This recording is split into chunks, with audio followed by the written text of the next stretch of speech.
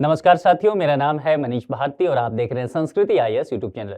साथियों, जैसा कि आप जानते हैं कि महाराष्ट्र की राजनीति से अभी एक बड़ी खबर आ रही है और खबर है शिवसेना पार्टी को लेकर के।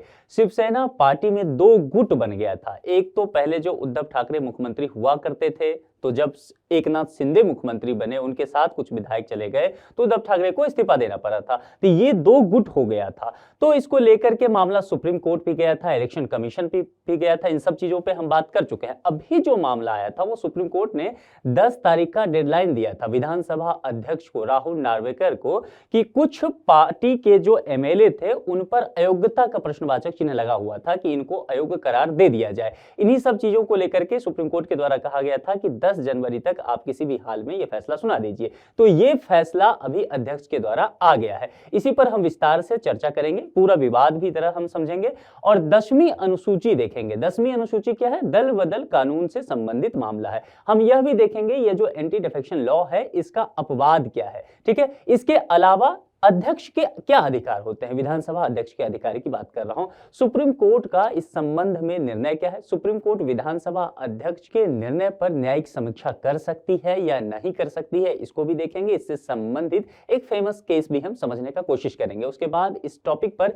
एक प्रीलिम्स का प्रश्न है और प्रश्न बेहद महत्वपूर्ण है, इसलिए पूरे लेक्चर को ध्यान से देखिए, फिर प्रश्न का समाधान भी आपको करना पड़ेगा। यहां पर मुद्दा आज का देखिए, असली शिवसेना पार्टी का मुद्दा महाराष्ट्र में ये लंबे समय तक मामला गहराता रहा। महाराष्ट्र विधानसभा के स्पीकर के पास ये मामला था और यहाँ पर एकनाथ शिंदे जो अभी मुख्यमंत्री हैं, इससे पहले उद्धव ठाकरे मुख्यमंत्री हुआ करते थे। तो इसी गुट से एक शिवसेना में दो भाग पड़ा, विधायक बट गए और एकनाथ शिंदे के साथ आकर के विधायकों ने बीजेपी के साथ मिलते हुए वहां पर सरकार बना लिया। ठीक है, अब यहां पर देखेंगे न्यूज़पेपर की कटिंग पर, Eknath Shinde faction is the real Shiv Sena. अब यहां पर जो विधानसभा से मामला आया है उसमें कहा गया है कि असली शिवसेना वही है जो एकनाथ शिंदे की गुट की शिवसेना है। Uddhav Thackeray had no power to remove him, और उद्धव ठाकरे चूंकि शिवसेना के अब इस गुट के नेता नहीं माने गए, इसलिए उन्हें किसी प्रकार की शक्ति नहीं है कि वह जो है ये एकनाथ शिंदे को हटा पाए। यह महाराष्ट्र के स्पीकर का कहना है। प्रमुख बिंदु क्या है, सबसे पहले इस बात पर चर्चा कर लेते हैं। देखिए, शिवसेना पार्टी विवाद के बारे में मैंने आपको थोड़ा सा इंट्रो बता ही दिया। आप प्लेलिस्ट में जाके देखेंगे कुछ समय पहले के वीडियो में, तो शिवसेना का क्या पूरा विवाद रहा है इस पे हम लेक्चर कर चुके हैं। तो आज वहां पर हम नहीं जाएंगे। आज जो फैसला आया है इस पर हम विस्तार से बात करेंगे और 10वीं अनुसूची की बात करेंगे जो दल बदल कानून से संबंधित है। तो शिवसेना पार्टी विवाद पर महाराष्ट्र विधानसभा अध्यक्ष का फैसला आया है और अध्यक्ष ने फैसला सुनाते हुए कहा कि एकनाथ शिंदे गुट जो है वही असल शिवसेना है। और जहां बात की गई थी कि पार्टी के विधायकों को लेकर के कि इन्हें अयोग्य घोषित किया जाए, तो यहां पर पार्टी विधायकों को अयोग्य घोषित नहीं किया गया है। जो विधानसभा के अध्यक्ष हैं राहुल नार्वेकर, उनका कहना है कि दल बदल जैसी कोई व्यवस्था यहां हुई ही नहीं। दरअसल क्या था, पार्टी में केवल लीडर चेंज हुआ है, इसीलिए इस तरह से कोई व्यवस्था लागू नहीं होती है। किसी भी विधायक को, दोनों ही गुट के विधायक की बात कर रहा हूं, ना ही शिवसेना में जो एकनाथ शिंदे गुट के विधायक हैं या फिर उद्धव ठाकरे गुट के विधायक हैं, किसी भी गुट के विधायक को अयोग्य करार नहीं दिया गया है। ठीक है, लेकिन यह बात फाइनल कर दिया गया है जो विधानसभा अध्यक्ष राहुल नार्वेकर के द्वारा है कि असली शिवसेना जो है वह अभी जो मुख्यमंत्री हैं एकनाथ शिंदे, उनकी गुट वाली ही शिवसेना है। इसका एक तात्पर्य यह हो गया कि एकनाथ शिंदे जो हैं वह मुख्यमंत्री बने रहेंगे, उनकी कुर्सी यहां पर नहीं जाएगी। 21 जून 2022 को जब प्रतिद्वंदी समूह बना तब शिंदे समूह ही असली शिवसेना राजनीतिक दल था, यह राहुल नार्वेकर का कहना यहां पर है। इसलिए सुनील प्रभु, उस समय सुनील प्रभु जो है शिवसेना के मुख्य सचेतक थे। ठीक है, ये जो उद्धव ठाकरे ग्रुप की बात कर रहा हूं, इसलिए बहुत ध्यान से आप इस टॉपिक को देखिएगा। जब भी बात करें तो आपको दो गुट ध्यान में रख करके चलना पड़ेगा शिवसेना का, तब समझ में आएगा, नहीं तो कंफ्यूजन होगा। तो यहां जो मुख्य सचेतक हैं सुनील प्रभु, ये उद्धव ठाकरे गुट के हुआ करते थे। इन्होंने एक व्हिप जारी किया था और इनका कहना है, राहुल नार्वेकर जी का, जो विधानसभा अध्यक्ष हैं, कि व्हिप जारी उस तारीख के बाद हुआ तो लागू नहीं होता है व्हिप इन विधायकों पर, इसलिए दल बदल कानून इनके ऊपर लागू नहीं होगा। शिंदे समूह द्वारा सचेतक के रूप में भरत गोगावले की नियुक्ति सही है। अब देखिए, दो गुट जैसा मैंने कहा, तो उद्धव ठाकरे गुट के जो सचेतक थे सुनील प्रभु, और यहाँ पर शिंदे गुट जब बनता है तो शिंदे गुट के सचेतक हो गए भरत गोगावले। तो इन पर भी तलवार लटकी हुई थी, गाजगिरी हुई थी कि ये भी जो है या तो ये सचेतक नहीं रह जाएंगे, लेकिन यहाँ पर विधानसभा अध्यक्ष का कहना रहा कि भरत गोगावले सचेतक हैं, बने रहेंगे, इसीलिए क्योंकि इनकी नियुक्ति सही हुई थी।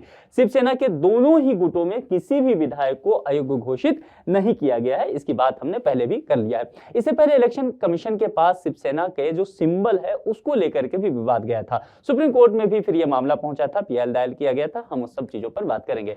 विधानसभा अध्यक्ष राहुल नार्वेकर ने फैसला शिवसेना पार्टी के 1999 के संविधान के आधार पर दिया। आप जानते हैं किसी भी राजनीतिक दल का अपना संविधान होता है, उसके आधार पर ही उस राजनीतिक दल के सारे कामकाज होते हैं, चाहे उस राजनीतिक दल का आंतरिक लोकतंत्र की बात हो या फिर उस राजनीतिक दल का किसी के साथ गठबंधन होता है, किसी पार्टी के साथ गठबंधन करके सरकार में आती है, तो किस तरीके से निर्णय लिया जाएगा इसका एक अपना संविधान होता है, और ये इलेक्शन कमीशन ऑफ इंडिया के पास जमा करना होता है, यानी कि सभी जानकारी इलेक्शन कमीशन ऑफ इंडिया के पास होती है, उसी के तत्वाधान में सारा काम किया जाता है। तो यहां पर विधानसभा अध्यक्ष राहुल नार्वेकर कहते हैं कि ये जो फैसला है शिवसेना पार्टी के 1999 का जो संविधान है उसके आधार पर दिया गया है। शिवसेना पार्टी का वर्ष 1999 के संविधान के अनुसार यह कहा गया है कि राष्ट्रीय कार्यकारिणी का सदस्य जो होगा वही शिवसेना का नेतृत्व करेगा। उद्धव ठाकरे शिवसेना गुट जो है उच्चतम न्यायालय में संबंधित याचिका दायर करने का अब इनके पास विकल्प बच गया है। यहाँ की देखिए, कह सकते हैं कि उद्धव ठाकरे गुट की यहां पर हार हुई है, क्योंकि इनकी मांग थी कि जितने भी विधायक हैं जिन्होंने दल बदल किया है, एक गुट से उद्धव ठाकरे गुट से शिंदे गुट में गए हैं, इनको अयोग्य करार दे दिया जाए। अब जाहिर सी बात है, इनको यदि अयोग्य करार दिया जाता तो सरकार गिर जाती, यानी कि एकनाथ शिंदे मुख्यमंत्री नहीं रह जाते, लेकिन ऐसा कुछ होता हुआ नहीं नजर आया है। तो यहां पर उद्धव ठाकरे गुट की हार मानी जा रही है। तो इनके पास एक विकल्प यहां पर बचा हुआ है, उद्धव ठाकरे की जो शिवसेना गुट है, कि आप सुप्रीम कोर्ट में याचिका लेकर के फिर से चले जाएं और सुप्रीम कोर्ट में यहां पर जो विधानसभा अध्यक्ष राहुल नार्वेकर ने जो फैसला दिया है उसको आप चैलेंज करें। तो यहां पर एक खुला ऑफर निश्चित तौर पर इनके लिए बना हुआ है। अब विवाद क्या था? विवाद बहुत लंबा विवाद इनके पार्टी का रहा है, जैसा कि मैंने पहले थोड़ा सा इंट्रो में आपको बताया था। 21 जून 2022 को एकनाथ शिंदे के नेतृत्व में शिवसेना विधायकों का एक समूह बगावत कर दिया। दरअसल शिवसेना के ही नेता एकनाथ शिंदे पहले से हुआ करते थे, ठीक है, और उस समय के जो मुख्यमंत्री थे उद्धव ठाकरे। तो उद्धव ठाकरे के कामकाज से कुछ विधायक असंतुष्ट थे और विधायकों ने जो है गवर्नर को चिट्ठी भी लिखा था कि हमारे जो अभी मुख्यमंत्री हैं और हमारे दल के नेता हैं, इनसे हम असंतुष्ट हैं। इसको लेकर के एकनाथ शिंदे इसी पार्टी के लीडर थे, इनके साथ कुछ विधायक चले जाते हैं। शुरुआत में 16 विधायक इनके साथ जाता है, जो कि आंकड़ा बढ़ते बढ़ते 40 तक पहुंच जाता है। तो एकनाथ शिंदे के साथ ये विधायक जाते हैं और कहते हैं कि हम एक अलग गुट बनाएंगे, यानी कि पार्टी के अंदर बगावत हो जाता है। महाविकास अघाड़ी, ध्यान रखिएगा, ये एक गठबंधन होता है, महाविकास अघाड़ी। इसी गठबंधन के द्वारा महाराष्ट्र में सरकार चलाई जा रही होती है उस समय, जिसमें शिवसेना भी शामिल होता है, कांग्रेस शामिल होता है और एनसीपी शामिल होता है, ठीक है। लेकिन अब ये जो गठबंधन है इसकी सरकार नहीं है, क्योंकि जिस समय एकनाथ शिंदे का गुट जो है कुछ विधायकों को तोड़ते हुए बाहर निकली तो बीजेपी ने अपना समर्थन इसे दे दिया और इस तरह से ये जो महाविकास अघाड़ी की गठबंधन है इसकी सरकार वहां पर गिर गई थी, ठीक है। तात्कालिक सीएम जो है उद्धव ठाकरे ने एकनाथ शिंदे को विधायक दल के नेता के पद से हटा दिया था। उसके बाद क्या हुआ था कि शिंदे समूह ने एक प्रस्ताव पारित किया और उस प्रस्ताव में एकनाथ शिंदे को विधायक दल का नेता चुन लिया गया था। ध्यान रखना है, इस समय फ्लोर टेस्ट की भी बात की गई थी। उस समय जो गवर्नर थे, गवर्नर भगत सिंह कोश्यारी ने फ्लोर टेस्ट भी करवाया था। तो फ्लोर टेस्ट से पहले ही यहां पर समझ लीजिए जो उद्धव ठाकरे हैं उन्होंने इस्तीफा दे दिया था। तो यहां पर सुप्रीम कोर्ट में जब यह मामला गया था तब भी यह मामला फंसता हुआ नजर आया था, ठीक है। तो इस पर हम बात कर चुके हैं, इसलिए आज मैं उन टॉपिक पर बहुत विस्तार से बात नहीं करूंगा। शिवसेना के मुख्य सचेतक जो है सुनील प्रभु ने व्हिप जारी किया, उसमें शिंदे समूह के विधायक शामिल नहीं हुए थे, इसका उन्होंने आधार बनाया और इसी आधार पर इन्होंने कहा कि शिंदे और अन्य विधायकों के खिलाफ अयोग्यता याचिका दायर कर दी गई और कहा गया कि कुल 54 विधायकों को अयोग्य घोषित कर दिया जाए, यानी कि इनकी सदस्यता समाप्त कर दी जाए। कहा यह गया कि 10वीं अनुसूची जो संविधान में है, दल बदल कानून, जिसके तहत मैंने कहा एंटी डिफेक्शन लॉ की बात किया गया, तो कहा गया इसके तहत ये अयोग्य हैं। दोनों गुटों ने सुप्रीम कोर्ट का उसके बाद रुख कर लिया था। फिर सुप्रीम कोर्ट में यह मामला जो है लंबा चलता रहा। उस वक्त सुप्रीम कोर्ट के चीफ जस्टिस सीवी रमन्ना हुआ करते थे और वो 5 जज की एक बेंच बनाते हैं, उसके द्वारा एक निर्णय दिया जाता है और कहा जाता है कि देखिए इस आधार पर निर्णय लेने का अधिकार जो है वह विधानसभा अध्यक्ष का है। इसीलिए उन्होंने विधानसभा अध्यक्ष राहुल नार्वेकर से कहा कि हम आपके लिए 10 जनवरी का एक डेडलाइन देते हैं। इस 10 जनवरी तक आप ये बात तय कर लीजिए कि यह जो हमारे पास याचिकाएं दी गई है विधायकों को अयोग्य घोषित करने का, आप ये डिसाइड कीजिए नियम के तहत कि क्या ये विधायक जो है वह अब विधायक रहने के लायक बने रहेंगे या नहीं, यानी कि वह अयोग्य हैं या योग्य हैं, इसकी जानकारी आप हमें दीजिए।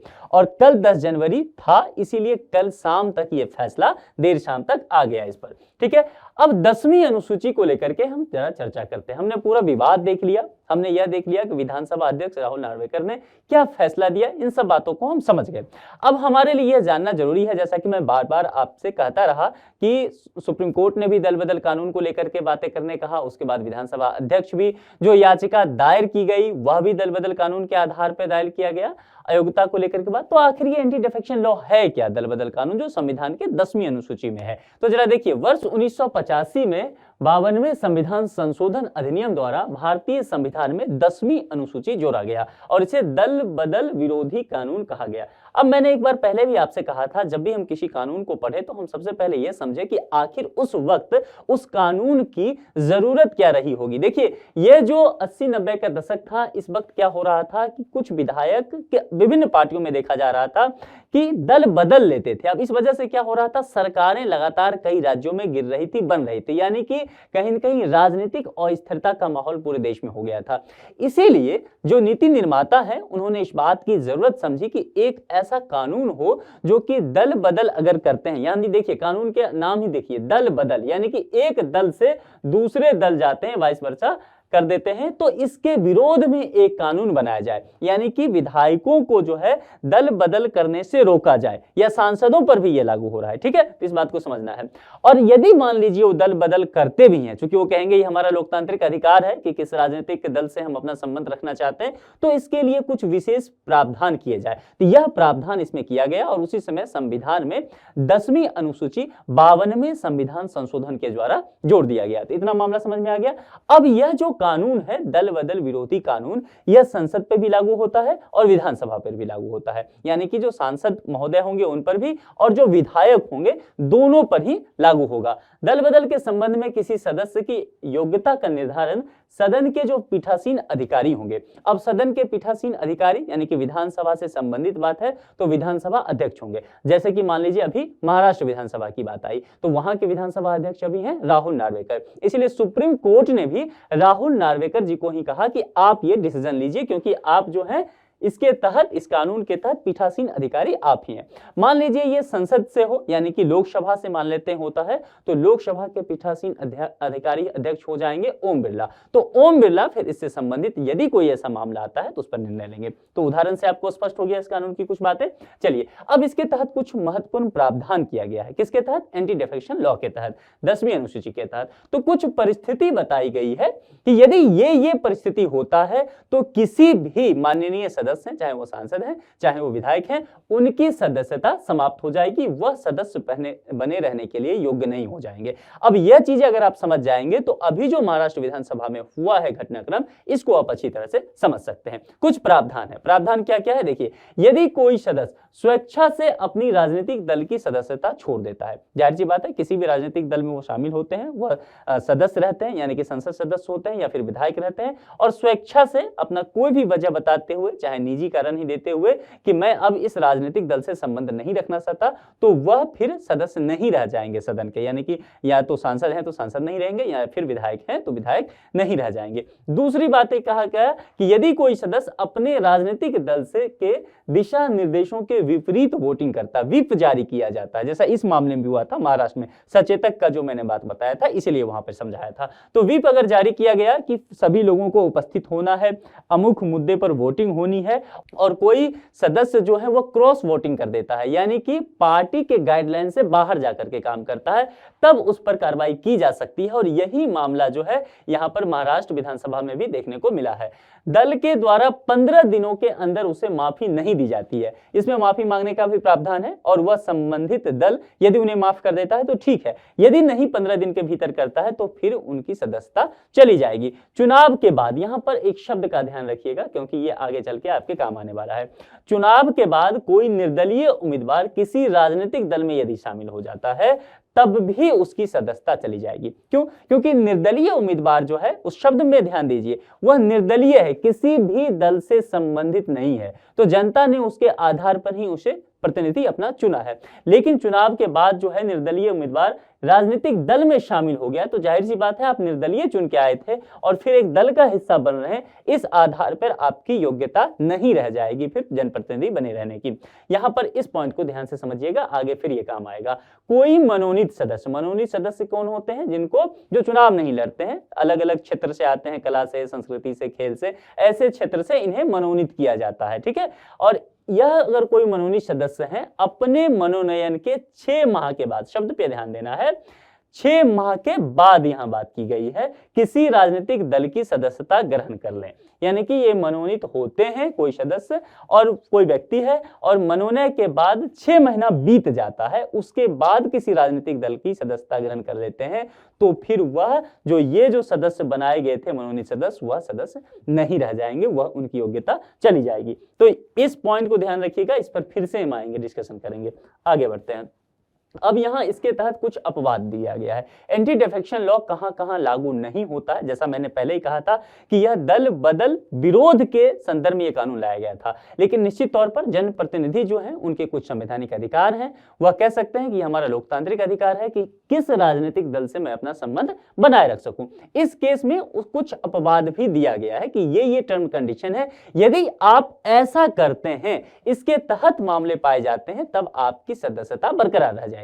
तो मामला क्या है? देखिए, इसमें दल बदलने के बावजूद भी सदस्यों की सदस्यता नहीं जाती है। इसके तहत प्रावधान देखिए, यदि किसी दल के कम से कम 2/3 सदस्य जो हैं एक साथ दल बदल लें, अब इसका मामला समझ लीजिए, 2/3 सदस्य जो हैं एक साथ दल बदल लेते हैं तो उनके किसी भी विधायक पे दल बदल विरोधी कानून नहीं लगेगा, उनकी सदस्यता नहीं जाएगी। अब इसको उदाहरण से समझिए, कोई पार्टी है जिसका नाम है एक्स, ठीक है, अब इसके पास जो है विधायकों की संख्या हो गई 30, ठीक है।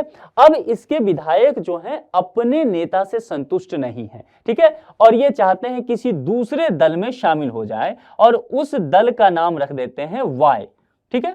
अब यहां पर कितने विधायक टूटेंगे कि जितने भी विधायक जाएं उनकी सदस्यता बरकरार रख जाए। मान लीजिए यहां पर से 2 विधायक जाते हैं, 5 विधायक जाते हैं, 7 विधायक जाते हैं, 10 विधायक जाते हैं, तब इन सबों की सदस्यता चली जाएगी, ठीक है, क्योंकि यहां कहा गया इस कानून में 2/3, तो 30 का 2/3 होना चाहिए और 30 का 2/3 होगा 20। यानी कि अगर योग्यता बनी रहनी चाहिए इस विधायकों की तो कम से कम 30 में से 20 विधायक जो है एक्स पार्टी को छोड़ करके वाई पार्टी में शामिल हो जाए।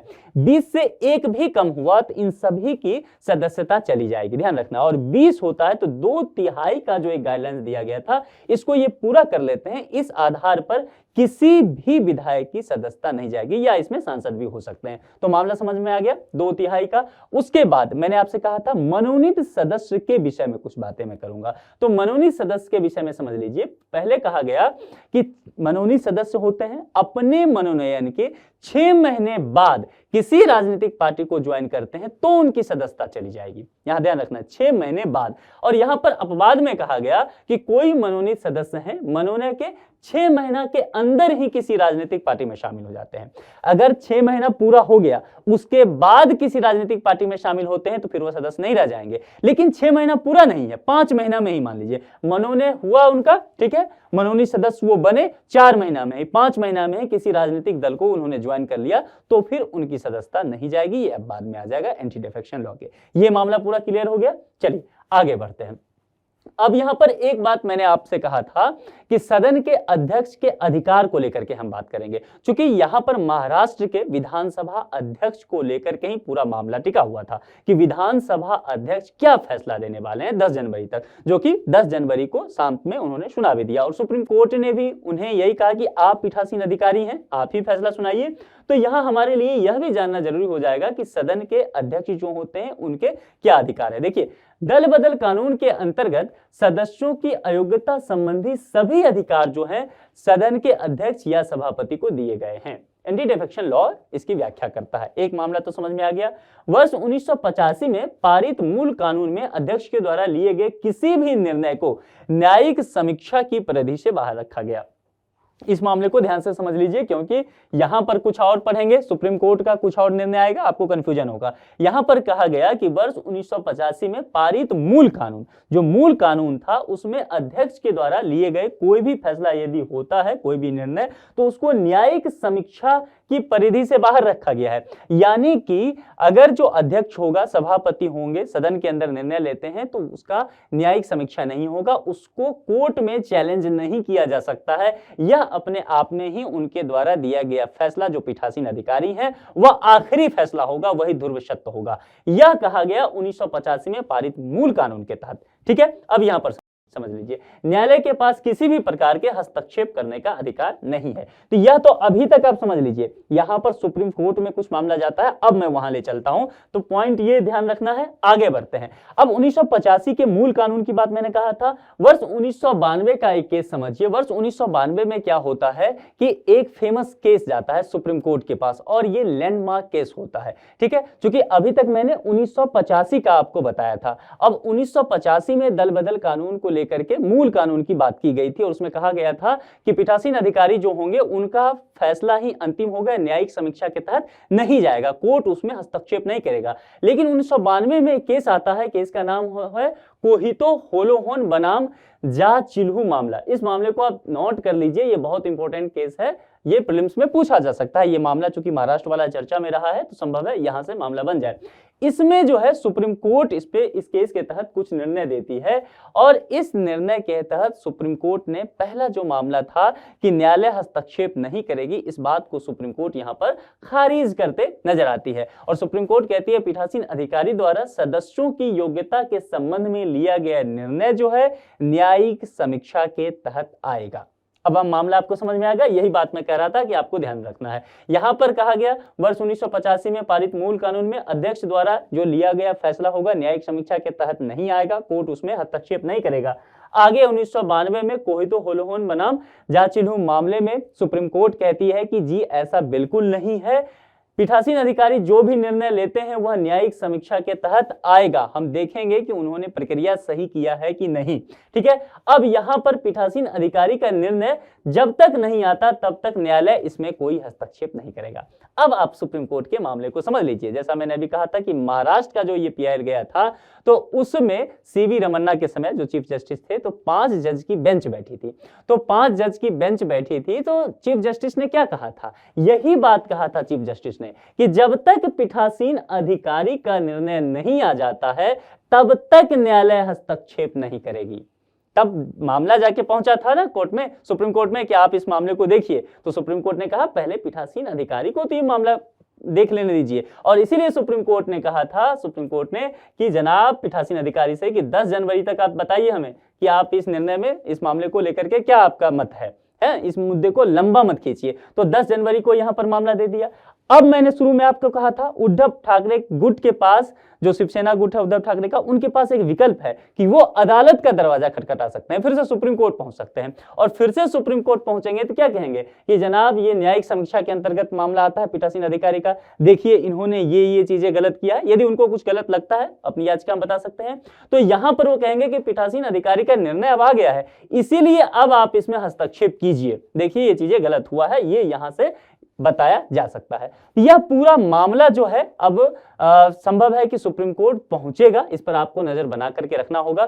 फिलहाल आप इतना समझ लीजिए कि किसी भी विधायक की सदस्यता नहीं गई है, चाहे वो एकनाथ शिंदे गुट के विधायक रहे हों या उद्धव ठाकरे गुट के विधायक रहे हों। यानी कि 10वीं अनुसूची के तहत दल बदल कानून की जो व्यवस्था की गई थी वह लागू नहीं हुआ है। ठीक है, तो यहां पर अब सुप्रीम कोर्ट के पाले में गेंद है यदि पीआईएल पहुंचता है, ये लोग याचिका लेकर के जाते हैं तो। अब एक प्रश्न है, और प्रश्न जो है प्रीलिम्स के स्तर का है, निम्नलिखित कथनों पर विचार कीजिए, सही नहीं है, ध्यान देना है। ठीक है, पूछा क्या गया है, सही नहीं है। तो पुछल्ले शब्द पे सबसे पहले ध्यान दिया कीजिए, उसके आधार पे स्टेटमेंट पढ़ते हैं। देखिए, दल बदल कानून के अंतर्गत सदस्यों की अयोग्यता संबंधी सभी अधिकार सदन के अध्यक्ष या सभापति को दिए गए हैं। देखना है कि यह स्टेटमेंट सही है या नहीं है।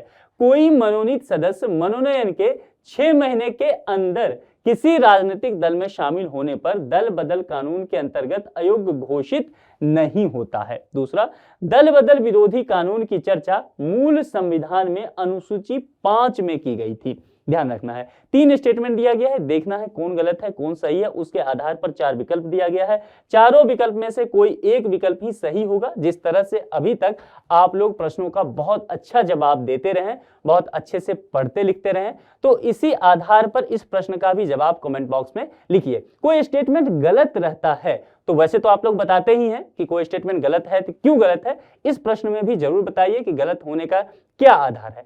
आप महाराष्ट्र के ये जो विधानसभा अध्यक्ष हैं राहुल नार्वेकर, इनका जो निर्णय आया है इससे आप कितना सहमत हैं, इससे कितना असहमत हैं?